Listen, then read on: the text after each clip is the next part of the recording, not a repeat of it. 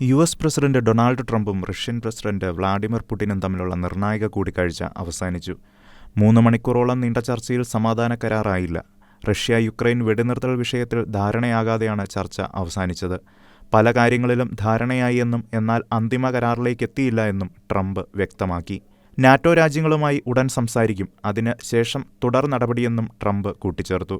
Ukraine സഹോദര രാജ്യമാണെന്നാണ് പുടിന്റെ പ്രതികരണം. റഷ്യയ്ക്ക് പല ആശങ്കകളുണ്ടെന്നും പുടിൻ പറഞ്ഞു. സെലൻസ്കി സർക്കാരാണ് അതിലൊന്ന്. സമാധാന ചർച്ചകളിൽ പുരോഗതിയെന്ന് പറഞ്ഞ പുടിൻ ചർച്ചകൾ തുടരുമെന്നും അറിയിച്ചു. ട്രംപിനെ പുടിൻ മോസ്കോയിലേക്ക് ക്ഷണിക്കുകയും ചെയ്തു. അതേസമയം ധാരണയായ കാര്യങ്ങൾ ഏതൊക്കെയെന്ന് ട്രംപും പുടിനും വ്യക്തത നൽകിയിട്ടില്ല. അതേസമയം വ്ളാഡിമിർ പുടിനുമായുള്ള ചർച്ചയിൽ സമാധാന കരാറിന് അടുത്തുവരെ എത്തിയെന്നും യുക്രൈൻ കരാർ അംഗീകരിക്കണമെന്നും യു.എസ്. പ്രസിഡന്റ് ഡൊണാൾഡ് ട്രംപ് പറഞ്ഞു. റഷ്യയുടെ 3 വർഷത്തെ അധിനിവേശം അവസാനിപ്പിക്കുന്നതിനുള്ള ഒരു കരാർ ഉറപ്പിക്കേണ്ട ഉത്തരവാദിത്തം ഇപ്പോൾ യുക്രൈൻ പ്രസിഡന്റ് സെലൻസ്കിയുടേതാണെന്നാണ് ട്രംപ് പറഞ്ഞത്.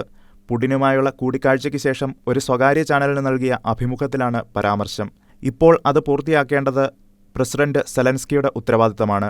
യൂറോപ്യൻ രാജ്യങ്ങളും ചെറുതായി ഇടപെടണം, പക്ഷേ അത് പ്രസിഡന്റ് സെലൻസ്കിയുടെ ഉത്തരവാദിത്തമാണ്, ഡൊണാൾഡ് ട്രംപ് പറഞ്ഞു. പുടിനുമായി നടന്ന ചർച്ചയ്ക്ക് 10-ൽ 10 മാർക്കാണ് താൻ നൽകുന്നതെന്നും അദ്ദേഹം പറഞ്ഞു. International desk, Shekinah news.